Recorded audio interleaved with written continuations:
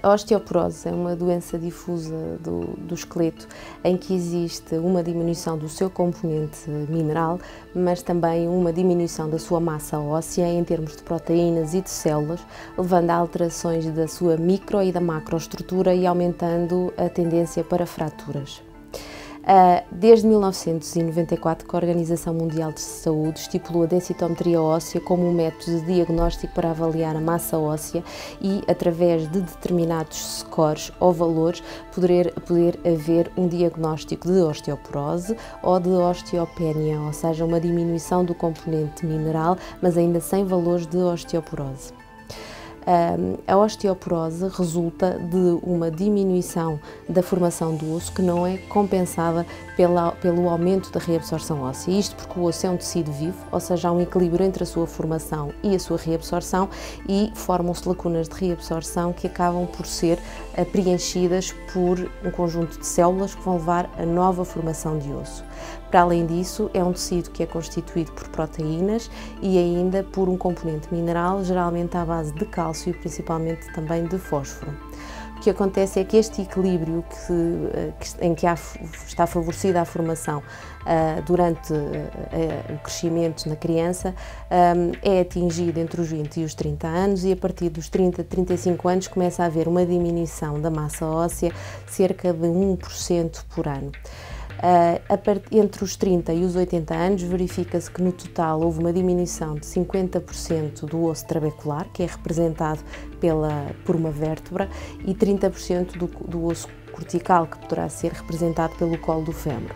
A menopausa é também um dos fatores muito motivadores para a perda de massa óssea, uma vez que a descida rápida dos estrogénios faz com que estes que tenham uma capacidade de inibir a reabsorção óssea deixem de ter o seu papel protetor e, portanto, a mulher fica mais exposta ao risco de osteoporose. Em termos de fatores de risco,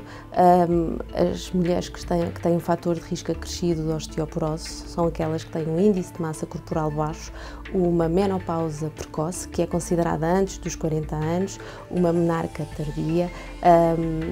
pessoas que tenham hábitos tabágicos e etílicos acentuados, que tenham doenças metabólicas ou ainda inflamatórias ativas. Um conjunto de fármacos são ainda fator de risco quando utilizados de forma contínua e crónica, nomeadamente os corticoides, os inibidores da aromatase no câncer da mama, alguns imunossupressores nos doentes transplantados, alguns antidepressivos, assim como os anticoagulantes orais.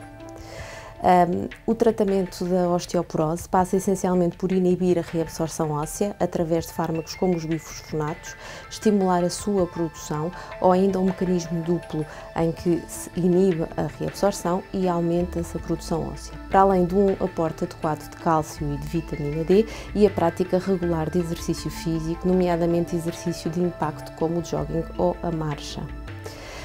É importante na prevenção da osteoporose ter hábitos de vida saudáveis, a prática de exercício físico e, essencialmente, a profilaxia das quedas, uma vez que os idosos têm bastante propensão para quedas por alteração do seu equilíbrio durante a deambulação.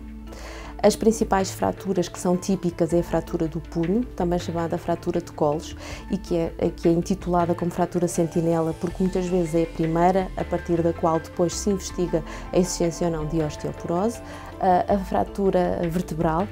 que geralmente é assintomática e que é visualizada numa radiografia de rotina da coluna vertebral. A fratura do colo do fémur, que geralmente mais tardia no idoso e que provoca